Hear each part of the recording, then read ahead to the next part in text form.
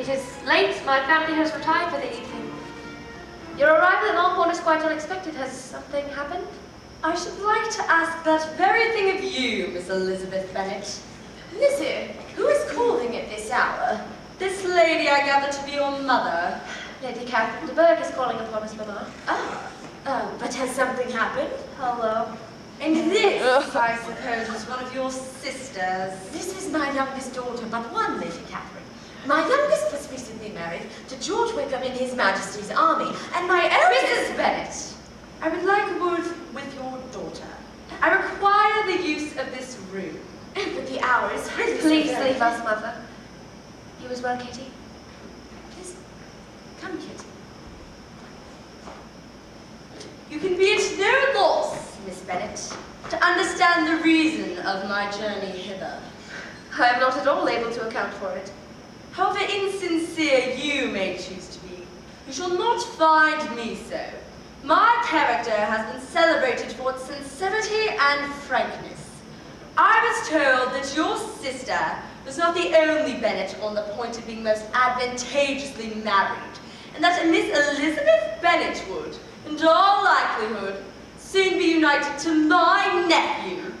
And though I knew it to be a scandalous falsehood, I immediately resolved to set off this place that I might make my sentiments known to you.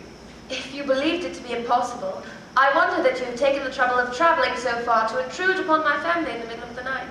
To insist upon having you declare that there is no foundation for it. Has my nephew made you an offer of marriage? Your ladyship has declared it to be impossible. It ought to be so. It must be so, if he retains the use of his reason. But your arts and allurements may, in a moment of infatuation, make him forget what he owes to himself and his family. If I have, I should be the last person to confess it.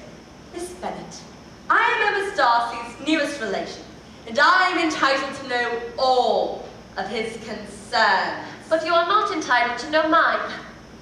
Let me be rightly understood. This match, to which you have the presumption to aspire, can never take place. Mr. Darcy is engaged to my daughter. If he is so, then you can have no reason to suppose that he would make an offer to me. The engagement is of special kind. It is a union planned while they were in their cradle.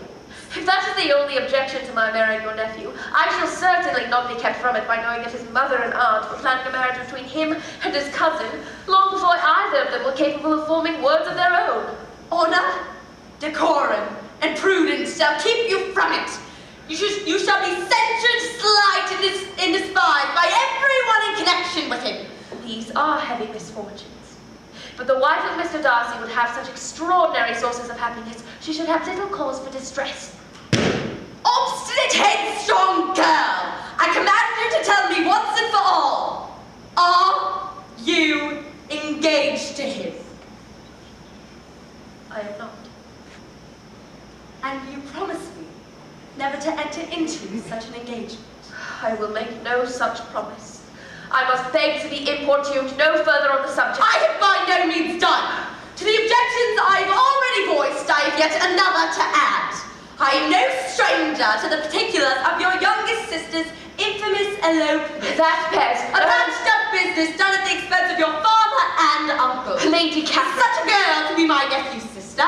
Is her husband the son of a steward to be his brother? Heaven and earth, what are you thinking? Of the shades of Pemberley to be thus polluted?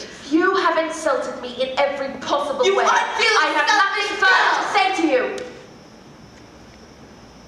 You are resolved then to have him. I am only resolved to act in a manner which will, in my own opinion, constitute my own happiness, without reference to you or any other person wholly unconnected to me. I shall now know how to act. I had hoped to find you reasonable. Do not imagine, Miss Bennet, that your ambition will ever be gratified. I take no leave of you. I take no leave of you, and send no compliments to your mother. You deserve no such attention. I am most seriously displeased.